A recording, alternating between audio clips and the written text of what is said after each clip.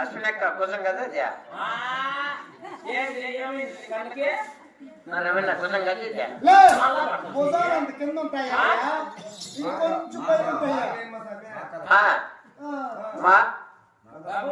మరి పిల్లలంతా స్కూల్లో కట్టమని చెప్పినారమ్మా. మేమంతా పిల్లలం కాదు, నేను ఇంకా పసిబిడ్డమా.